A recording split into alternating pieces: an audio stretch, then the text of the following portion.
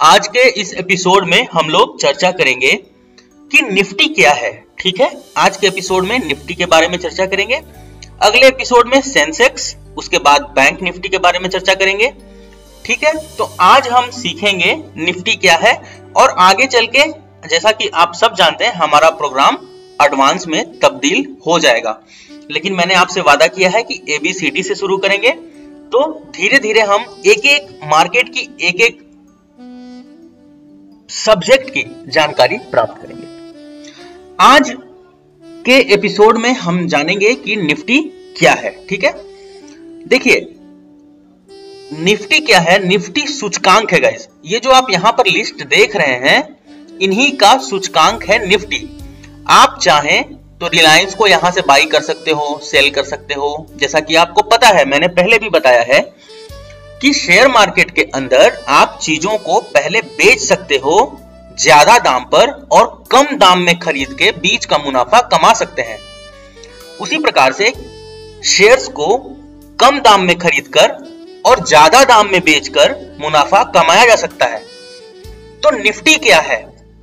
आप चाहें तो Reliance, HDFC bank, Infy, HDFC, Kotak, ICICI, Hindustan Unilever, ITC, Bharti Airtel, तो इन सब में डायरेक्टली भी आप ट्रेड कर सकते हैं। ठीक है, या तो इनका फ्यूचर खरीद सकते हैं, या तो इनका ऑप्शन खरीद सकते हैं, डेरिवेटिव्स में काम कर सकते हैं, या फिर कैश में काम कर सकते हैं। कैश हम किसे कहते हैं कि कैश में ट्रेड करो? कैश में ट्रेड करने का मतलब है कि मैं डायरेक्टली रिलायंस में या फिर ये जो कंपनीज हैं इनके अंदर डायरेक्टली जाकर हम ट्रेड करें।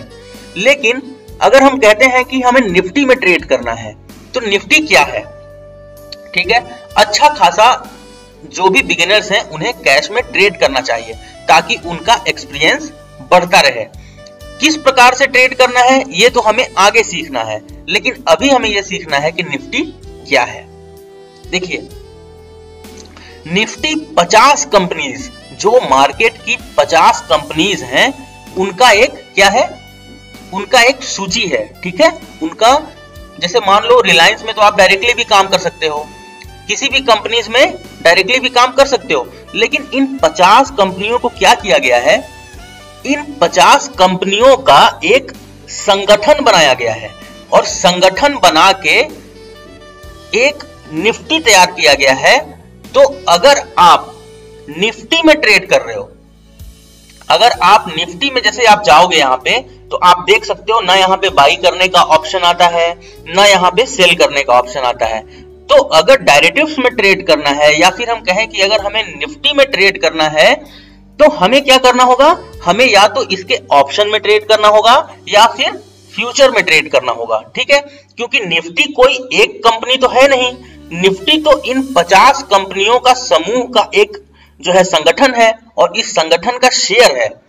ठीक है, तो सबसे पहले हम ये जानते हैं कि निफ्टी में कौन कौन सी कंपनीज जुड़े हुए हैं या निफ्टी में कौन कौन से कंपनी हैं जो कि सम्मिलित हैं।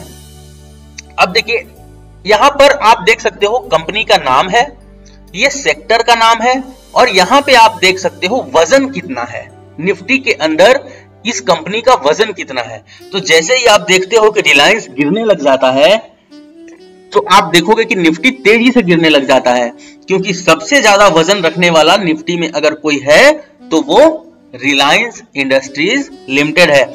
यहां पे कंफ्यूज होने की बिल्कुल जरूरत नहीं है, रिलायंस में जाके डायरेक्टली भी आप ट्रेड कर सकते हो। ठीक है, जैसा कि मैंने बताया, आपको चाहिए तो आप रिलायंस में जाओ, डायरेक्ट बाई सेल करो, लेकिन अगर निफ्टी में ट्रेड करना है तो आप ये समझ के चलो कि आप 50 कंपनीज में एक साथ ट्रेड कर रहे हो, है ना। तो निफ्टी क्या है? निफ्टी 50 कंपनियों का एक समूह है जिसका वजन है, इस हिसाब से आप देख सकते हो, यहां पे मैंने स्क्रीन पे डाला हुआ है और इसे आप नोट करके भी लिख सकते हो। तो देखिए रिलायंस इंडस्ट्रीज लिमिटेड, सेक्टर क्या है इसका? एनर्जी, ऑयल एंड गैस, और इसका वजन कितना है? 14%। उसी प्रकार से HDFC बैंक लिमिटेड का वजन है 9.56%। इंफोसिस का वजन इतना है। इन सबको मिलाकर यहां पर निफ्टी को बनाया गया है। जैसे कि मैं ये मानूं हमारे घर में 5 परिवार हैं और पांचों परिवार के कंपनीज हैं, तो मैंने क्या किया, पांचों परिवार का मैं एक मुखिया बन जाता हूं, पांचों परिवार ने जो ट्रांजैक्शन किया है उसका मैं आंकड़ा पेश करता हूं। ठीक है, तो आप जब भी आप निफ्टी में ट्रेड कर रहे हो तो आप ये मान के चलो आप इन 50 कंपनी के अंदर ट्रेड कर रहे हो एक साथ। ये 50 कंपनी जैसा भी परफॉर्मेंस देंगी उसी प्रकार से आपका शेयर घटेगा या बढ़ेगा। तो चलिए जल्दी से एक बार नजर डाल लेते हैं कौन कौन सी कंपनी लिमिटेड है। रिलायंस है, एचडीएफसी है, इंफोसिस है, हाउसिंग डेवलपमेंट फाइनेंस है, Tata consultancy, ICICI bank, Kotak Mahindra bank, Hindustan Unilever, ITC limited, Bharti Airtel, Larsen टर्बो, Axis bank, Bajaj finance, Maruti Suzuki, Asian paint, HCL, state bank of India, उसके बाद Nestle India, Mahindra and Mahindra limited, Sun Pharma, doctor Reddy's laboratories limited, UltraTech cement, power grid corporation of India, HDFC life, ये सारे के सारे हैं।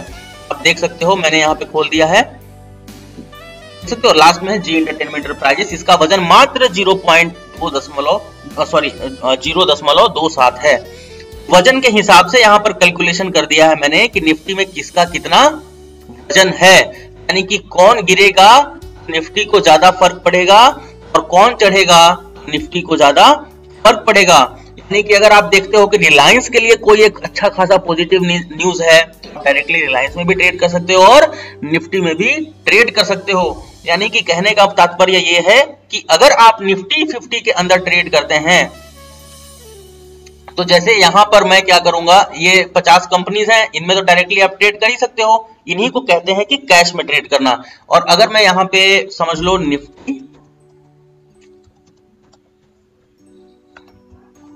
दिसंबर future, ठीक है, अभी हम फ्यूचर की बात करते हैं।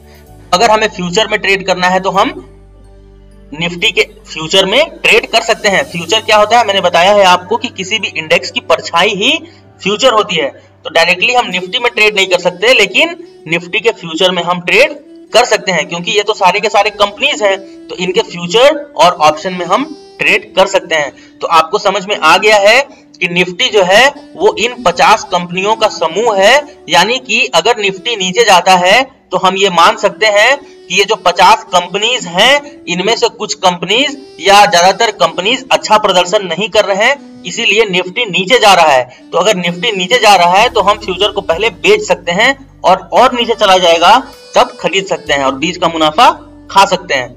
उसी प्रकार से आप देख सकते हो कि ये जितने भी कंपनीज हैं